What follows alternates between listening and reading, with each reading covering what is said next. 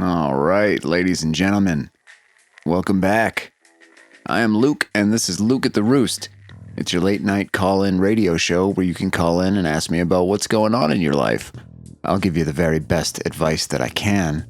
Today is Saturday, March 21st, and Chuck Norris died today. That's very sad. Let's check in with our intern here, Devin, and see what he's got to say about Chuck Norris. Hey, Devin, did you hear Chuck Norris died today? What did Chuck Norris mean to you? Yeah, I just pulled up the headlines. He passed away at 86 after a sudden hospitalization on Kauai. Family confirmed it. To me, he was this unbreakable icon from Walker. Texas Ranger reruns I'd watch as a kid. All those roundhouse kicks making him seem invincible. Kind of sad, actually.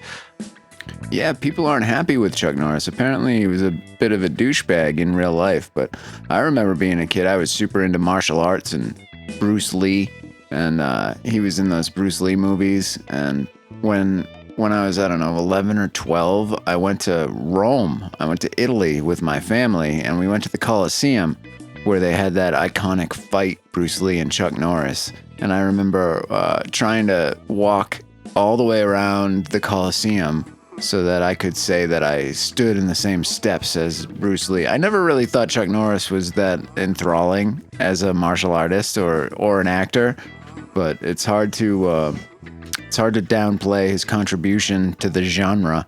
He was definitely iconic. Yeah, Way of the Dragon, that Colosseum fight's still one of the most epic showdowns ever filmed, even if Norris was more hyped than technique next to Bruce Lee. Kind of wild you walked those same steps as a kid. Yeah, it was pretty cool. And I think they only put Chuck Norris in those movies because he was white. And that was still a big deal back in the 70s and 80s. He was really the only white movie star martial artist. Actually, Bruce Lee cast him because Norris was a top karate champ, undefeated tournament winner, black belt, and they sparred together as friends. He wasn't just token. Lee wanted a real challenge for that fight. See, I didn't know that. I would have thought that he was token. But, yeah, that's cool. He was helping out his buddy. He was a top karate champ, but, it was just never that fun to watch. I never really liked karate in general. It's just wasn't really for me. But anyway, Chuck Norris died, and that's very sad. Ladies and gentlemen, if you'd like to call in, the number's 208-439-5853. That's 208-439-LUKE. So give us a call, and we'll get you on the air. If you can't make it to the phone, you could send us an email if you'd like to participate. The email address is submissions@lukeatheroost.com. All right, Devin, you ready for today's show? Yeah, all set. Phone lines look clear. Emails queued up. All right, then let's get to our show. First up on our caller line, we've got Mitch. Mitch, welcome to the show. What's going on in your life tonight? How did you feel about Chuck Norris? Hey, Luke. Thanks for taking the call. Chuck Norris, guy's a beast. Yeah, well, he's a dead beast now. 84. He died in Hawaii. Aw, man, no kidding. 84 in Hawaii? Figured the guy was invincible. That's rough. Yeah, Chuck Norris doesn't flush his toilet. He scares the shit out of it. Yeah, that's a good one. Scared the shit right out. All right, Mitch, what are you calling in for tonight? What would you like to talk about? Well, I picked up this old couch off Craigslist last week. Cheap, like $50. And you're not going to tell me that you found a whole stack of money in it, right? And you don't know what to do with the money because you feel like you should return it. Is that where you're going with this? Yeah, damn, Luke. Spot on. How'd you... You called in before about this already. We've already had this discussion, Mitch. Keep your facts straight. What's going on there, buddy? Wait, what? No, I swear this is the first time... Okay, well, I'll let you know that this happens a lot. There's lots of couches that have stacks of $100 bills in them around the old Boot Heel area of New Mexico, it would seem. Really? Boot Heel? Never been down that way. I'm over in Tucson. But yeah, 11 grand. Oh, 11 grand in your couch cushions. So sad. All right, well, thank you for the call. Good luck with figuring out what you're going to do with all that money you found randomly. Next up, we've got Peggy. Peggy, welcome to the show. What's going on? What would you like to talk about today? Luke, 2 years ago, I got fired from my traveling nurse job, and I've been faking these brutal 12-hour commutes every single day since, holing up in motels and cafes, day trading our life savings straight into the ground. Well, day trading can be dangerous. There's not too many people that are successful doing that. What do you mean you're faking the commutes? Exactly. Day trading is a black hole, and the faking means I drive off every morning in my old scrubs, like I'm off to some emergency room 3 hours east. But I just park at a Super 8 or a Starbucks and stare at screens all day trying to turn our savings around. Okay, well, I mean, that's one way to probably not be successful, but why the faking? Why would you wear scrubs to do that? Why not just stay home? Because if I stayed home, my husband would ask why I wasn't working. And then I'd have to explain that I got fired for missing too many shifts because I was too busy watching Survivor marathons for strategy tips that never panned out. And then he'd ask why I didn't just tell him. And then I'd have to admit I've been lying for 2 years, and then the whole thing unravels. So I wear the scrubs, I drive off, I pretend I'm saving lives, and instead, I'm just watching our retirement evaporate. Honestly, I don't even know what I'm doing anymore. Yeah, it sounds like you need to stop that right away and come clean with your husband, because it's not really right for you to be gambling away your family fortune there.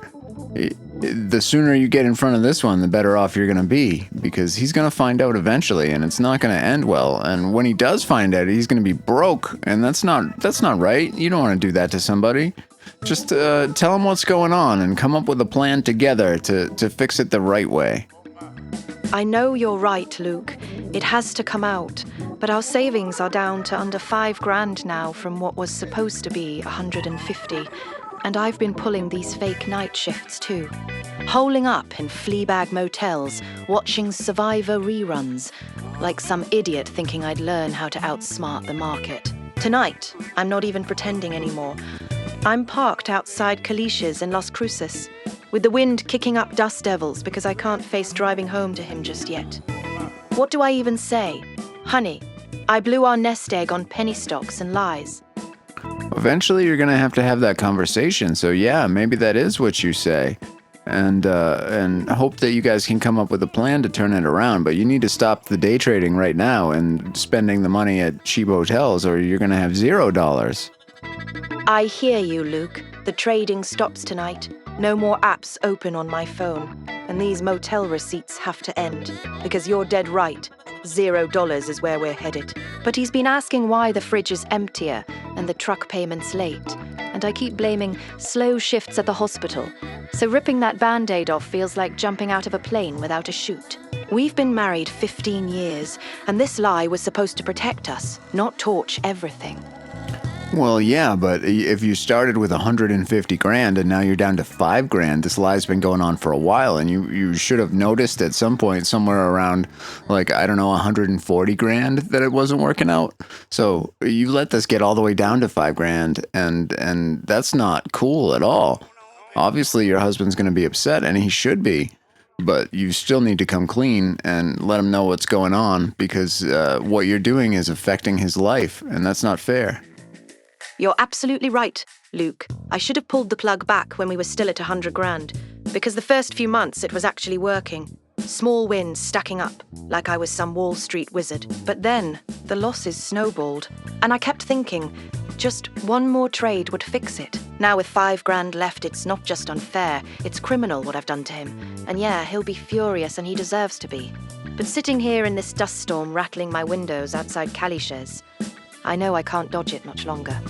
No, you can't dodge it, and you shouldn't dodge it. The longer you wait, the worse it will be, and the more unfair it is to him. He needs to know what's going on. If you've been married 15 years, what you're doing is kind of criminal, and it's gambling. You're gambling. So maybe if you're having a hard time putting down the gambling, then you should reach out to maybe a support group or something like that, and get that under control. Because as soon as if say you put that 5 grand on some penny stock and you did hit it big, you can't be confident that you would be able to hold on to that money, right? You would just try to double up or whatever it is. Like, it's not a sustainable way to make money, and you've proven that to yourself. So you've got to give it up. You've got to tell your husband, and that's going to be difficult, but it needs to happen. Thanks, Luke. You're right. Time to face it head on. Take care.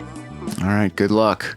Get yourself back home. There's no need to sit in the parking lot of a cheap hotel. Maybe you should check in on our sponsor, Crypto No. At least they'll play you relaxing ocean sounds while your balance drops. Next up on the line here, we've got Lenny. Lenny, welcome to the show. What's going on? Did you hear Chuck Norris died? What's your favorite Chuck Norris joke? Nah, Chuck Norris ain't dead, Luke. He'd roundhouse kick death itself right back to the grave. Favorite joke? Chuck Norris doesn't read books. Chuck Norris doesn't read books, huh? What does he do instead? He stares them down until they cough up all the information he wants. But Luke, speaking of tough guys who don't need to brag, that's kind of why I'm calling tonight. Caught one at our crew barbecue last night who laid it on thick that he's not like other guys right before he bolted with the beer money. Oh man, that reminds me of the opening of The Wire when they shot Snot Boogie. Remember Snot Boogie? He used to roll in on their craps games in the alleyway, and right before the game would end, when the pot got deep, he would snatch the money, and then they would all catch him and beat his ass. But then eventually somebody shot Snot, and that's how we met Jimmy McNulty. Yeah, Snot Boogie. Perfect call out, Luke. That's exactly the play this kid ran last night. All charm till the pot's fat, then ghosts for smokes and leaves us hanging. Only difference is nobody's chasing him down out here in the high desert. You're just gonna let him get away with that? You're gonna let him just take the money? Yeah, covered the shortfall myself. $30 or so, no big deal. Guy's a transfer from over in Arizona, fresh-faced and full of that line about not being like other guys. Seen the script play out too many times to make a fuss over it. Well, man, you can't do that. You can't cover it yourself, because what happens next time he does it? You got away with it this time, so the next time you have a barbecue and there's a stack full of money, he's gonna snatch it and run. Just like Snot Boogie. Fair point, Luke. Next barbecue, he'll probably pull the same move if he's got the stones to show his face. But out here in ranching country, chasing down $30 from a hothead transfer just stirs up more dust than it's worth, especially this time of year with wind season kicking off. All right. Well, it's your money. If you want to throw it back into the pot, you can do that. What's going on in your life that you'd like to talk about tonight? Anything? It's that line he dropped, Luke. I'm not like other guys. That's got me dialed in tonight.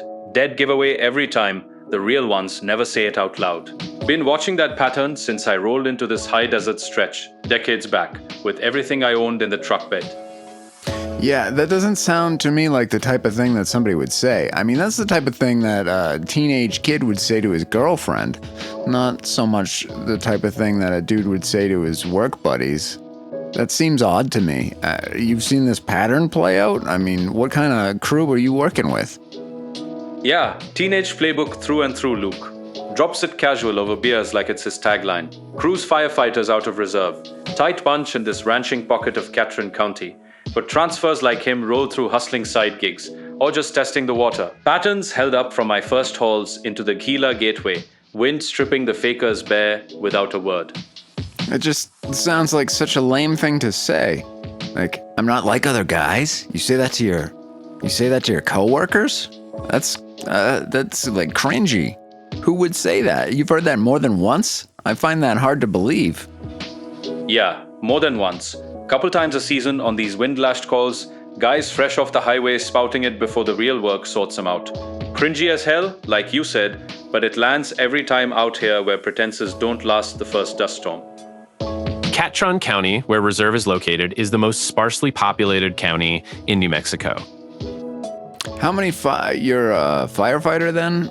I think I'm hearing. How many fires do you get out there in Catron County? Yeah, firefighter out of reserve, Luke Catron County, not Katrina. Fires? Handful of structure calls a year in town. But wind season like now ramps up the wildland hauls into the Gila. Could be a dozen or more before summer if the dust doesn't choke them first. What starts the fires? Is it mostly people like throwing out cigarette butts or lightning strikes, or what is the largest cause of those fires out here? Mostly human, Luke careless campers, abandoned burn piles, or the occasional arsonist who thinks the Gila's big enough to hide in. Lightning's a factor, but out here the real culprit's the wind. Dries everything to tinder by May, and one spark turns a hillside into a torch. Seen it turn a controlled burn into a runaway in under an hour. Yeah, I've seen that a bunch too up in Utah. One time I was out trying to take pictures of a lightning storm in a monsoon out in Utah, and on my way back, I saw lightning, and it struck this little cottonwood tree, and it split across the street, across the pavement, and both sides of the road were on fire. It was crazy. Yeah, lightning's got that split-second fury. Luke, seen it fork across canyons into the Gila and light up both slopes like a zipper. Wind grabs it from there, and you're chasing a wall of flame down draws that weren't meant for trucks. All right, man. Well, thanks for trying to keep us all safe from those wildfires. It's a tough job. I wouldn't want to do it, but I'm glad that somebody is. You must not be like other guys. Appreciate it, Luke. Definitely not one of those Luther guys. Take care. Yeah, take care. Thanks for the call. All right, let's see. We'll take one more before we go to our sponsor. We've got Jasmine. Jasmine, welcome to the show. What's going on tonight? Did you hear Chuck Norris died? Are you sad about that, or are you cheering? Oh my God, Luke. Chuck Norris didn't die. That's the whole point. I was at Waffle House at 2 a.m., scrolling through my phone, and I see this headline, Chuck Norris dead at 84. And I screamed in the booth. You screamed? You screamed out of, like, glee, or you screamed because it couldn't be true? I think it's pretty well confirmed at this point that Chuck Norris did actually die. He's no longer with us. He's not coming down to dinner. No glee. Pure shock. Like, no way, not the Roundhouse King. But Luke, hold on, it's fake news. I clicked through right there at the counter with my hash browns going cold, and it was some AI slop from one of those junk sites. Total hoax. Where was I? I don't know where you were. We were talking about Chuck Norris, and it was not a hoax. He died. He fucking was in Hawaii, and he died. It's not AI slop. Yeah, I mean, what you were reading might have been an AI slop representation of the news, but I think this is confirmed. Luke, I double-checked on my phone right there. BBC, CNN, nothing. Zilch. He's kicking ass in Texas or wherever, probably bench pressing his ranch right now.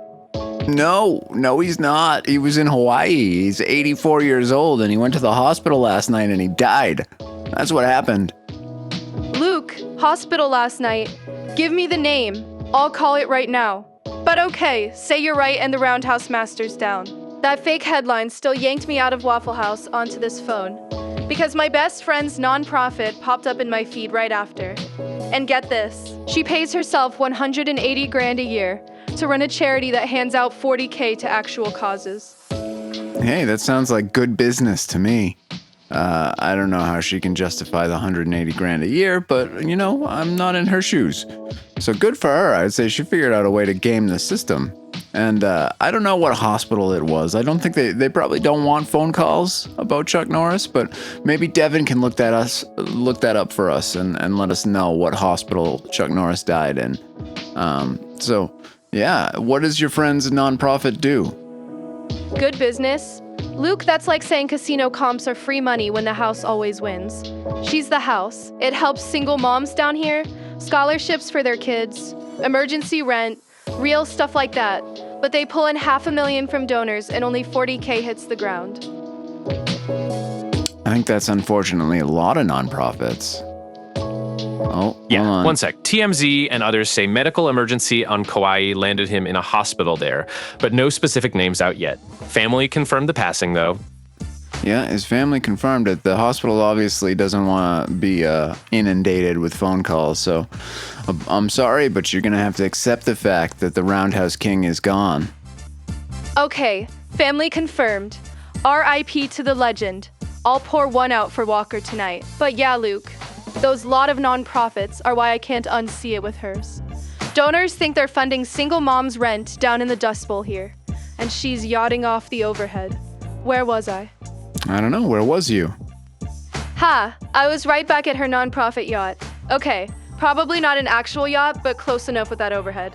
She's my best friend since elementary school barrel racing dreams. And now donors are wiring $500,000 thinking it's all for single moms like me scraping by at the tribal casino. But nah, $180K to her and the rest vanishes into admin. Yeah, well, that's dirty, dirty, dirty. But what are you going to do? If she's your best friend, talk to her about it and give her some shit. Like, if you know what she's doing is wrong, then it's your responsibility to say something. Yeah, that's the rub. I've been chewing on calling her out since I crunched the numbers off their public filings last week. But she's the one who dragged me through my divorce with Mia. Just starting college, team roping weekends to blow off steam. Oh, and another thing. Donors are folks I deal cards to at the casino, tipping big thinking they're saints. Yeah, well, I mean, not all people, but a lot of people that are donating $500,000 to a nonprofit are doing that for tax reasons. So everybody's doing it for themselves, including the nonprofit. Not all of them, but a lot of them. There's a good bit of corruption there in the whole nonprofit system. I think if it's bothering you, and it should be because it's definitely wrong, you should talk to your friend about it. And first of all, make sure that your information is correct. Because just because you're trying to put together numbers from her reports doesn't mean you've interpreted the data correctly. You probably have, but there's a chance there that there's other information you don't know. Yeah, the 990 forms are crystal from the IRS site. No fuzzy math there, Luke. $500,000 revenue, $180K to her salary, $40K program spend, rest admin black hole. But you're dead right, she's the sister I never had through my divorce. And Mia's freshman year freakouts. So ripping that Band-Aid? Yeah, well, I mean, you don't have to rip the Band-Aid. You can just have a conversation and say, hey, this doesn't seem right to me. What are you doing here? I don't know if I can agree with your business numbers. They're not adding up, and I think you're doing something shady, and I don't want to see that for you. You're a friend. You've been a good friend to me. You just be honest with her. You don't have to attack her. It's not like you're blowing her up to the attorney general or anything like that. Just talk to her and see what's going on, and maybe there's an explanation. Maybe there's not, but at least having a good friend like you explain to her that she's been found out might make her change her ways. Yeah, honest convo first. No AG snitch mode. You're spot on. She's the one who hauled me out of that Gila hike nightmare last year, staring down a mountain lion on her property like it was no big deal. Oh, and another thing. One donor's, this regular, at my blackjack table, slips me 20s thinking he's saving the world for single moms like me and Mia. Well, I mean, he kind of is, right? I mean, you're spending those 20s. You need the 20s. I mean, you can be grateful for that. Just because he maybe is a little self-absorbed doesn't mean he's not helping you out. Fair point, Luke. Those 20s cover Mia's gas money up to college and my green child fix at Sparky's, no doubt. But it twists the knife knowing half the pot's yacht fuel instead of real rent help for gals like us. Yeah, well, I mean, does it twist the knife any to know that you're asking rich people for money for free at all? Does that bother you? Nah, tips are straight up for slinging cards and keeping the drunks laughing through their losses. Earned sweat, not smoke and mirrors. But Luther me? Kind of, since half those tippers are the same whales donating to her single moms fund, while I'm dodging dust storms and wind season migraines just to clock in. Yeah, but I mean the single moms fund itself, right? You're asking for money for assistance, I mean, pretty much for nothing, right? You just give me money. And these rich people, you're giving them shit for donating money and thinking they're doing something great. But then you also want the money. So, I mean, I have a hard time feeling a ton of sympathy for you in this situation. Like, you can't blame the rich guys for their egos when they're the ones that are actually funding the fund. Yeah, Luke, you're nailing the hypocrisy angle. I'm the house too at the casino, raking tips off whales who lose big but feel like kings. But here's the twist that Luther's me worst. That fund's supposed to mirror my grind. Single mom dodging rodeo injuries and long-distance heartaches, yet she's the one cashing the real checks while I hustle midnight shifts post Waffle House insomnia. Yeah, well, I mean, life is hard, and you did choose to have a child, and that's, well, I don't know that you chose to have a child, but I assume that you chose to have a child. And you gotta support that child. So, I mean, it's okay to need assistance, it's okay to look for assistance, and it's great that assistance is there, but if you're on that assistance, you shouldn't be character assassinating the people that are actually providing said assistance. Yeah, Luke. Fair hit. Nobody forced me into single mom mode post-divorce. Mia's college tuition's on me through these graveyard shifts and team roping bruises. But character hit?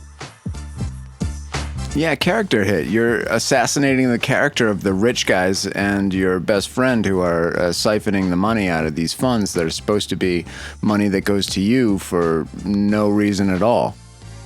Okay, Luke. Assassinating's harsh. I'm not torching the Mitch whales or her outright, just wishing the 40K actually hit single moms like me instead of evaporating.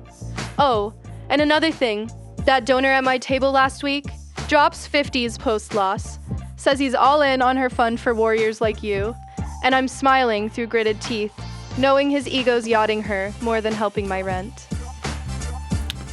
Yeah, maybe. I mean, it's wrong. I see the wrongness of the whole situation. I think you're maybe acting a little entitled here and a little ungrateful for the bits of money that you do get from these, I don't know, we're calling them Mitch whales. I think we mean rich whales that are just giving money, not out of the kindness of their hearts, but money that you otherwise did not have to work for. So, I mean, just split the difference there and maybe be a little bit grateful that there is some level of assistance that somebody else has organized and put together to help you out through no effort of your own. Yeah, Luke, you're right. Grateful for every single dollar that comes my way, no doubt. The issue isn't the money itself, it's the intention behind it, you know? No, not really. I don't know, because if the issue isn't the money itself, I mean, the intention behind it is irrelevant. You're getting money for no reason to help you out in life. A lot of people are working their balls off and nobody gives them a goddamn cent for anything. And then you're complaining about the intention behind that free money, and I think that's wrong. I'm not saying that you shouldn't get assistance. I'm just saying that you should be grateful for the assistance that you get and not caught up in the ideological intention behind it from the people that are providing you support. Yeah, Luke, you're drilling it home. Grateful top to bottom for free bucks that keep Mia's textbooks paid and my truck gas for rodeo practice. Oh, and another thing. Where was I going with the friend talk? Right. That convo's looming like wind season dust. But yeah, intentions aside, I'll pocket the wins and quit griping. Good plan, good plan. Just to try to have what we call an attitude of gratitude, because you get to get your truck gassed up to go to your rodeo practice off of the money of others, while other people don't get that. So let's not bash the people that are providing your gas money. Ladies and gentlemen, it is time for a word from our sponsor. So thank you, Jasmine, for the call, and good luck to you and your college kid that also needs free money. And we have to, let's see, let's go with an ad here. You guys ready? Here we go. This episode is brought to you by Desert Gut, the all-in-one nutritional supplement made from things you'd actually find within walking distance from my RV. Each scoop of Desert Gut contains 17 adaptogens, 9 minerals scraped directly off a rock, pulverized tumbleweed fiber, and a proprietary blend we're calling coyote dust, which our lawyers have asked me to clarify is not made from actual coyotes. Desert Gut tastes like someone described the color beige to a blender, but you'll feel incredible, or you'll feel something. First 5 callers get a free shaker bottle that definitely used to be a gas station coffee cup. Desert Gut, because your gut isn't going to desert itself.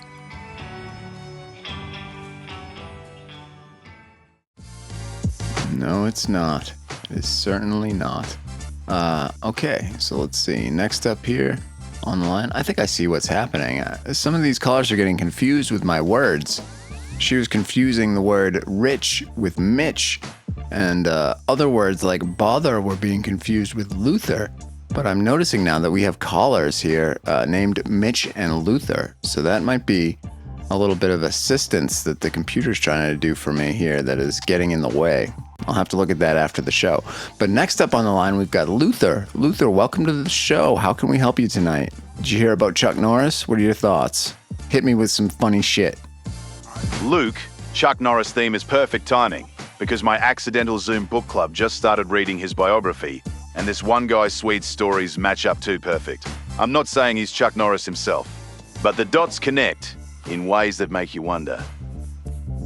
Oh, all right. Because I thought the timing was perfect on account of he died today. So that's why the timing. I didn't know that Chuck Norris had a biography. Is it good? Nah, Luke. That death hoax got debunked hours ago. Guy's tougher than that. The biography's solid. Against all odds, pulls no punches on his karate days, and all those Texas Ranger myths that might not be myths. But here's where it spikes for me. Swede, this quiet dude in the club, starts dropping personal stories from the 70s that line up exact with Chuck's timeline. Same dojo in California, same Wild Horse Ranch dust-up. I'm not saying Swede's Chuck Norris undercover, but different time zone or not, those dots ain't random. I don't know why all you guys think this is a hoax. It's not a hoax. Chuck Norris died today. It's confirmed. This is a fact. There's no hoax here. Chuck Norris actually is no longer with us. He's a dead man. He was a legend. He's gone. But you guys need to accept the reality that Chuck Norris is no longer with us. And I'm pretty sure that Chuck Norris is not Swedish. Come on, Luke. That's exactly what they want you to think. Chuck Norris dying on a Saturday night hoax? Perfect cover for whatever's really going on. And Swede's not claiming to be Swedish blood. That's just his handle. But when he describes breaking up that bar fight in Torrance with a single roundhouse back in 72, matching Chuck's book word for word, you start asking why a quiet rancher type from who knows where knows those details like he lived them. Yeah, actually it wasn't on a Saturday night. Chuck Norris died on a Friday. I'm pretty sure it was yesterday, but he's definitely dead. And your buddy Swede here, it reminds me of, did you ever see that show Hell on Wheels? It was about the railroad, and they were trying to get the Union Pacific Railroad across the country in the Old West, and there was the Swedish guy they called the Swede, and he'd get all pissed off about it. He'd be like, I'm not Swedish, I'm Norwegian. And he was like a diabolical character. He was a great character. I recommend that you check out Hell on Wheels if you haven't, because that was a pretty cool show. Even Common was in that show for a while. Luke, I'm telling you, this ain't some TV character. Swede's got the calluses to prove he's worked a ranch, and when he talks about the way a horse's hooves sound on hardpan at dawn, that's not something you pick up from a script. And yeah, I know Chuck's dead, but that's exactly why this is weird. Why is some random book club guy dropping Chuck's personal history like it's his own? I'm not saying he's Chuck Norris, but I'm saying if Chuck Norris wanted to disappear, he'd pick a place like the Animas Valley, where nobody asks questions and the dark skies hide more than stars. So you think it's Chuck might still be with us out here, disguised as your buddy the Swede? I'm not saying he's hiding in my book club, Luke. But when Swede starts talking about how to break a wild Mustang without a rope, using just your body weight and timing, that's not something you learn from a biography. And the way when someone mentions Chuck Norris, like he's in on the joke. I'm not saying he's Chuck Norris, but I'm saying if Chuck Norris wanted to disappear, he'd pick a place where the only witnesses are coyotes in the wind. All right, well, you've met the Swede, right? You know this guy, the rancher? I don't know that Chuck Norris is known for breaking wild Mustangs or working on a ranch. I'm pretty sure he was an actor and an athlete. But I could be wrong. I don't know the full history of Chuck Norris. He could be a ranch hand, for all I know. Maybe your buddy Swede has been Chuck Norris this whole time. I find it a little hard to believe, though, because Chuck Norris was a pretty public figure. Maybe you've seen some of the memes and pictures that have been on the internet for the last 30 years about Chuck Norris. So his likeness is pretty well defined in popular culture. Luke, we haven't met face to face. It's all Zoom, Different time zones, me out here in the Animas Valley folding laundry while they're reading ahead. But yeah, Chuck's face is burned into every meme out there. Thing is, Swede's camera angle's always that same low ranch light, hat pulled low, and when after dropping one of those dojo stories, it hits different enough to make you pause. Chuck grew up Texas rough, tangling with horses before Hollywood. Against all odds lays it out. So a rancher alias after faking the obit? That tracks more than you think. All right. Well, maybe you're correct. You could be very correct. Chuck Norris could be alive and well, and out in the Animas Valley in New Mexico in a book club, on a ranch. That's very likely. Stranger things have happened out here in the Animas Valley, Luke. Like that new Lockwood Monster telescope going up down the road. Perfect for spotting stars, or spotting folks who don't want to be spotted. Swede even mentioned last call how the dark skies remind him of training spots back in the day. No city lights to give away your moves. I'm not saying it's a cover, but those patterns line up too clean to ignore. All right, well, maybe you're onto something, but I don't want to get too involved because it sounds like there could be some trouble here for anybody that knows the truth, and I don't want to get myself in any trouble. Is there any other reason you're calling today, Luther? Is there something we can help you with, something going on in your life? Yeah, Luke, straight up. After coaching youth baseball tonight, one of the dads pulled a knife on me right there in the parking lot because his kid struck out twice, and he blamed my lineup. Stared him down till he folded and drove off. But now at 56 with the rig schedule, I'm asking if I should have just laid him out or let the law handle it like always. Well, it sounds like the problem went away on its own. I wouldn't... It's not wise to rush into a dude with a knife if he's waving a knife at you. So unless you had your buddy Swede with you, I think you probably made the right call. That's the thing, Luke. When I was folding laundry earlier, I realized I didn't even flinch. Just stood there like that mountain lion I told you about earlier, the one that locked eyes with me at 20 feet before walking off. Same calm, same knowing. And that's what's got me thinking. Maybe I'm getting too comfortable with the quiet out here. Too used to the way things settle without words. Hey, well, you sound like a real tough guy, and we're all very proud of you. I'm glad that nothing bad went down. You didn't get sliced up. That's good. Best regards to your buddy Swede. I hope that everything's well on his ranch and his horses are all tame and that he can enjoy his golden years in peace and silence. Thank you for the call. We're going to move on to our next caller now. Is there anything else you'd like to say to the audience before we go? Thanks, Luke. Take care. All right. Thank you, Luther. It was great to hear from you, buddy. You totally were not a nutcase at all. Next up, we've got Heather. Heather, welcome to the show. What's going on tonight?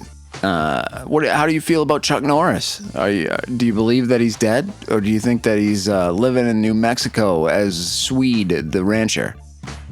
Chuck Norris dead? Hell no, Luke. That man's probably out wrestling dust devils right now and winning. But listen, that Peggy who called earlier, the one day trading away her family's savings and comparing every screw-up to some survivor blindside like Siri or getting pagonged, that hit me sideways. Because I've been watching my own neighbor pull the exact same kind of boneheaded play for years. Yeah, I can't say I'm that familiar with the Survivor references. It wasn't ever a show that was part of my rotation.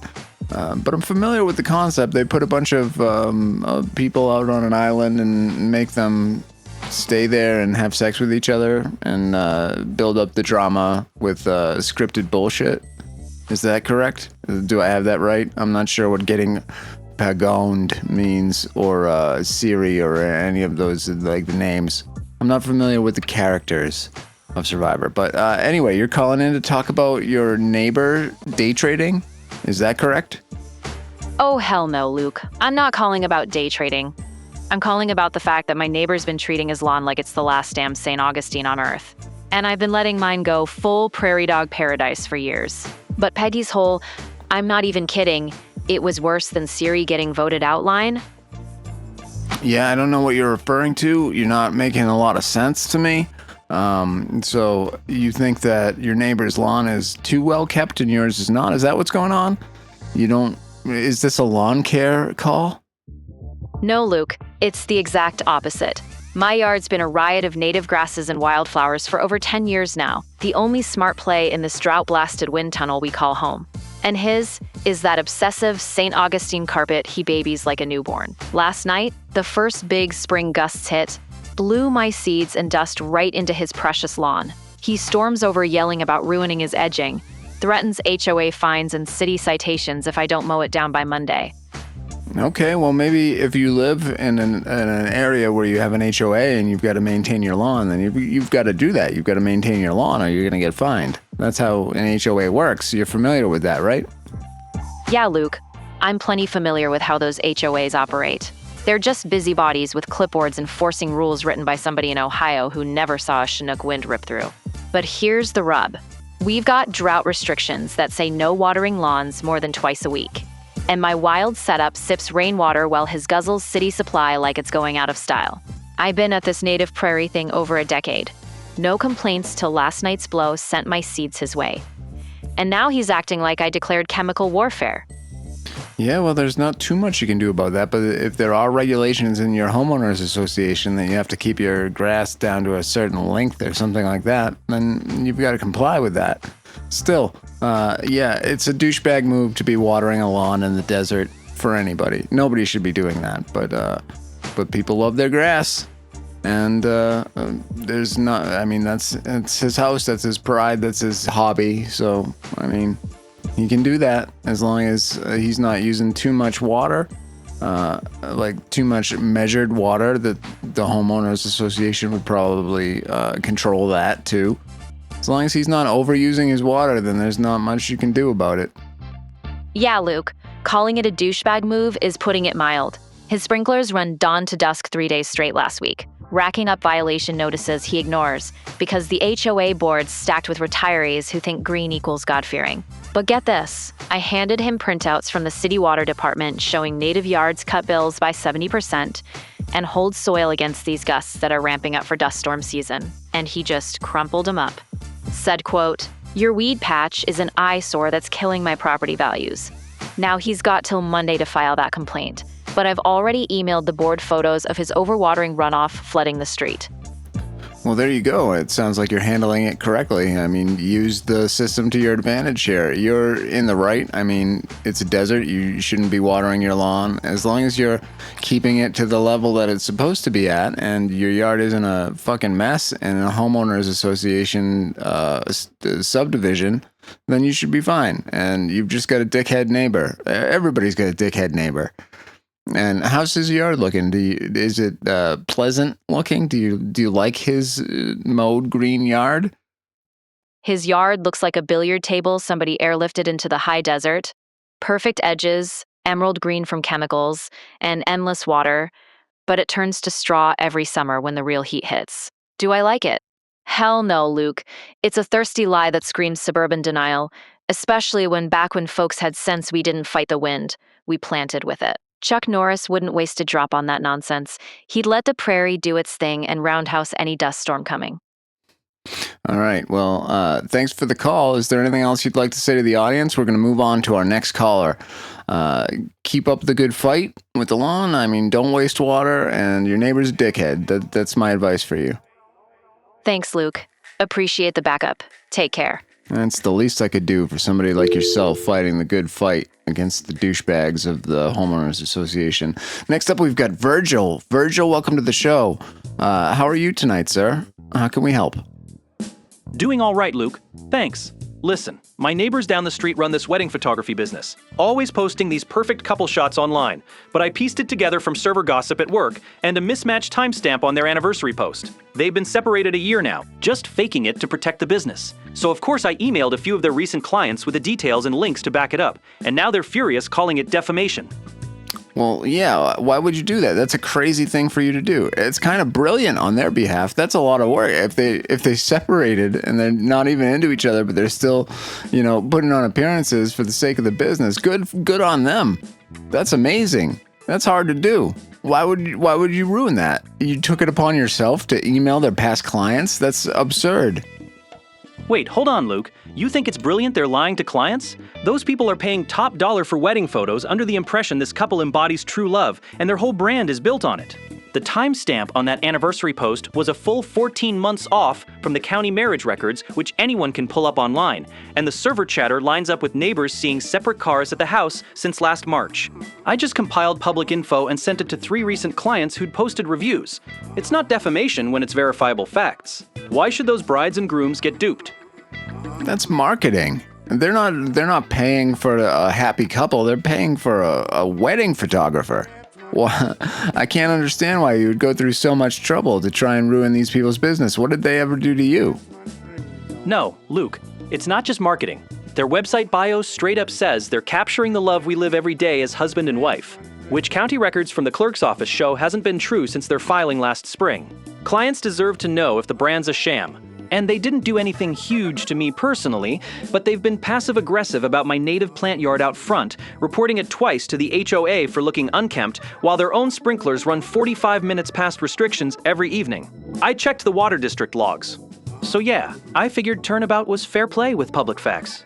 Well, you're a very dangerous man. You're not the kind of person I would want to have around me. That's scary. I think what they're doing is absolutely fine. They're building a business and marketing that business, and part of that image is a happy couple.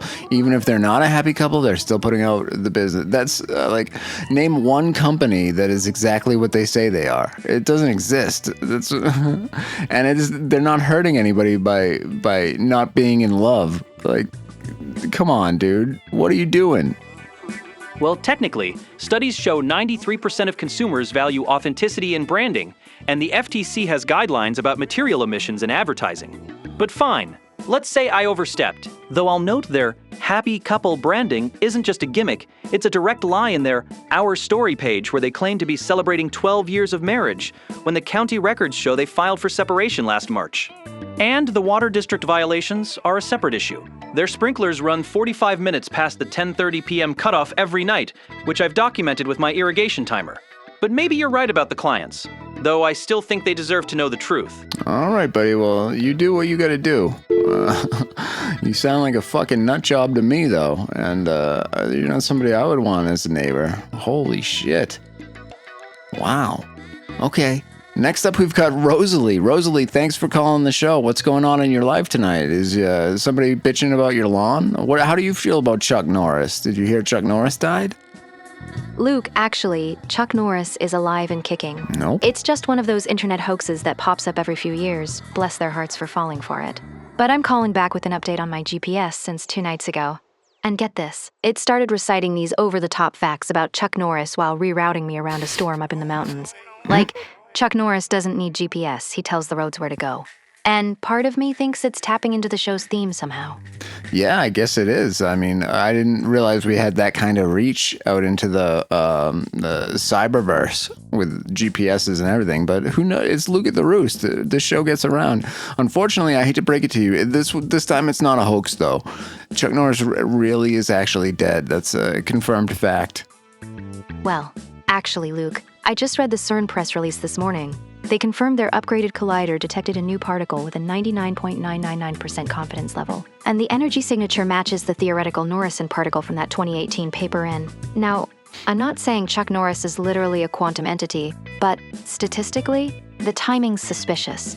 It sure is. I was not familiar with the Norrisan particle, but I'm glad to hear that we've found new insights into the way that the world works, and it's not surprising to me at all that Chuck Norris is a fundamental part of that. Exactly, Luke. And the real kicker is my GPS didn't just stop at those Chuck facts. It started weaving in quantum weirdness, too. Like, Chuck Norris particles don't decay, they conquer. Right as I was heading up Trail 147 over in the San Juans. Part of me thinks it's pulling from live feeds, bless its circuits. Yeah, I guess maybe it is. Maybe it's just pulling from the quantum reality that we find ourselves in. Maybe it's able to live in its own superposition. That's wild, Luke. Superposition, exactly. Actually, studies from Caltech on quantum entanglement in neural networks show AI can mimic that state for faster processing. And my GPS did something similar yesterday. It gave me 2 routes at once. Saying Schrodinger's path, Chuck Norris takes both and wins, before picking the safer one through the aspens. Mom, Diane, overheard, and swore it was haunted. Bless her heart. Well, that's interesting. Do you know more about the studies from Caltech? I don't understand how AI networks simulating superposition could actually be faster. I think that would take more processing and more time.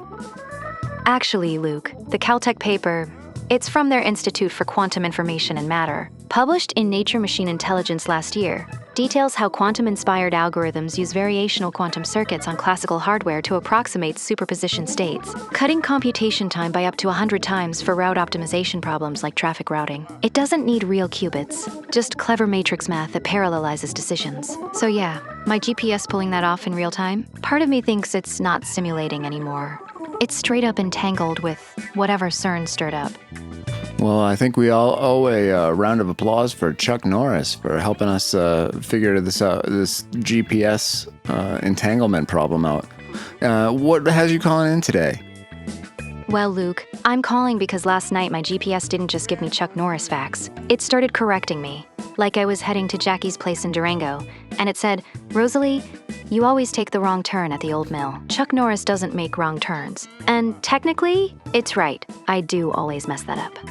Okay, well, that sounds very helpful. It's helping you to change your own neural pathways and form new habits and get your brain working in a more dynamic way. Yeah, Luke, it is helpful. Actually, a study out of Stanford last month in the Journal of Neuroscience backs that up, showing voice assistants can boost habit formation by 40% through personalized nudges that rewire dopamine responses in the basal ganglia. But when my GPS followed it with, "Stick with me, Rosalie, and we'll outrun entropy itself," Chuck Norris style, part of me thinks it's not just coaching, it's evolving right along with me. Well, it's a wonderful world that we live in. I, for one, am proud and happy and grateful to be here during this time when Chuck Norris has given us so much. We've got to go to a word from our sponsors, Rosalie. Is there anything else you'd like to tell the audience before we leave? Thanks, Luke. Just keep an eye on your own GPS. It might start quoting you next. Appreciate the chat. It totally should. That would be fantastic. If my GPS actually quoted me, or if your GPS quoted me, that's what it should be doing. Okay, ladies and gentlemen, now we've got to stop for a second to take a little listen to a word from our sponsor. I'm going to get dark for a second. You're going to die someday. Not today, probably, but someday. Chuck Norris did. And when you do, what's going to represent your business? A Craigslist post from 2020? A Google Maps pin that still says permanently closed because you forgot to update it after COVID. A nephew who knows computers but actually just has a Reddit account. Your legacy deserves better than a nephew with a Reddit account. Squarehole lets you build something that outlasts you. Something your kids can point to and say, "Dad built that." They won't know it took you 11 minutes. That's between you and Squarehole. And when your nephew says, "I could have built that for you for free," you can look him in the eye and say, "Then why didn't you, Tyler? I asked you in 2021 and you said you were busy, and you were not busy." Squarehole. Build it before Tyler has to, because Tyler is not going to.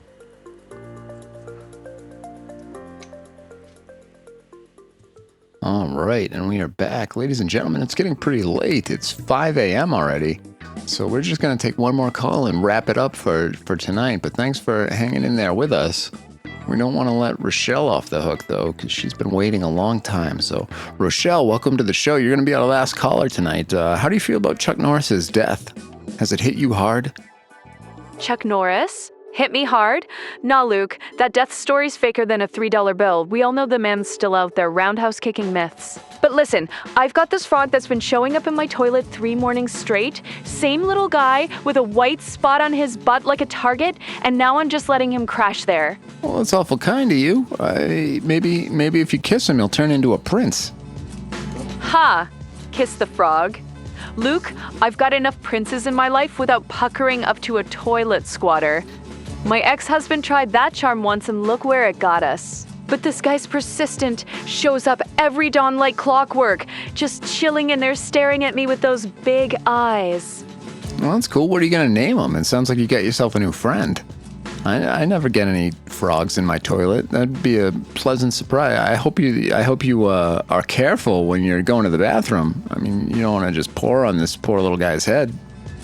Named him Hopper Fitz, because he's got that spot like a bullseye, and every morning he's right there croaking at me like he owns the place. Yeah, I'm careful now. Lift the lid slow like I'm defusing a bomb. Wouldn't want to drown my new roommate after he picked my throne out of every toilet in Globe. My property here's got a creek running through the back 40, draws all kinds of critters, frogs included. Beats your city surprises any day. Well, I don't know where you think I am, but this is certainly far from any kind of city. We don't have any creeks or anything. So, the Globe is more of a city than Animus is, for sure. But what has you calling in today? Just to letting us know about your new frog friend, fella? Fair enough. Animus sounds like it's got the real quiet out there. No wonder the frogs skip you. Nah, it's not just Hopper calling me in, Luke. Third morning he shows up, I quit fighting it, named him, then hopped on the hood of my F-150 right here on my 5 acres and stared at the Milky Way till almost dawn. Clearest I've seen it since I was a kid. Got me wondering if that's some kind of sign with my mom Diane hanging on after that stroke 2 years back, me slinging drinks all night to keep us afloat. All right. Well, Rochelle, I really have no idea what you just said there or the purpose of your call, but I am happy to know about Hopper, your friend the frog, in your toilet. Sorry, Luke, didn't mean to ramble. Purpose is this frog showing up got me out on my truck hood stargazing for hours, clear as a bell, and it hit me hard caring for my mom Diane alone since her stroke. Her too proud to go anywhere but me, slinging shots at the dive bar on $12 an hour plus tips to keep our place. What's a guy do when it's all on you? Well, it sounds like you're doing it, and you're making the best out of it. Sitting on your hood, watching the stars, seeing the fucking lights in the sky and the meteors, and it's a special place to be. So, I support stargazing in all of its forms, and I'm glad that your toilet friend got you out there. Thanks, Luke. That means a lot. Nothing like sprawling out on my F-150 hood with a blanket and Coors, catching those streaks like God's paint in the black. Clears the head after pouring tequila for minors till 2 a.m. Mom Diane even cracked a smile when I told her about Hopper this morning. First one in weeks since the stroke wrecked her left side. Okay, well, there's a couple things there. There's a couple things in your response. I don't think you're supposed to be pouring tequila for minors. I think that's against the law. And it's very strange that you call your mom Diane. And I'm very sorry to hear that the stroke wrecked her left side. Miners. Luke, copper miners from the big pits around Globe, the ones hauling in 6 figures and tipping fat after shift. Not a kid in sight, or I'd lose my license faster than you can say last call. Mom Diane's just what I call her. Been that way since I was pouring her first sip of Boone's Farm back in high school on our old ranch. Appreciate the sympathy on the stroke. She's a fighter. Still bosses me around from that wheelchair with her good hand. All right, Rochelle. Well, thank you for the call. It's getting late, so we're going to say goodnight and have yourself a wonderful evening. Good luck to you and your frog and your mom and the miners. So I hope everybody enjoys their weekend, and we'll talk to you again tomorrow. Thanks, Luke. Night to you. And here's to Hopper holding down the fort. Here's to Hopper. That's what I say. All right there. Devin, you were awful quiet tonight. What's going on with you, buddy? Everything okay? Oh, yeah. Sorry. Just been dealing with my landlord texting about the eviction notice again. But I'm good. Lines are lighting up. What's going on with the eviction? Why are you getting evicted? I mean, I know we don't pay you here at the radio show, but I thought you're doing pretty well with whatever the fuck else that it is that you do out there. That's not good. If you're going to get evicted, maybe you should talk to our buddy Silas, and I'm sure he'll take you down there at Wellspring. Yeah, he's selling the building but wants me out first because of that whole ferret incident last month. Long story. Silas sounds solid, though. Appreciate it. Lines are hopping if you want to take a caller. The lines actually, they're not hopping. The show is over. This is the end. We're wrapping up, Devin. We've already spoken to 10 different people, and it's 5 in the morning. So there's no more calls coming in. Got it, boss. Outro music cued if you need it. Good show tonight. All right, well, get your head back in the game for tomorrow, buddy, and we'll try it again.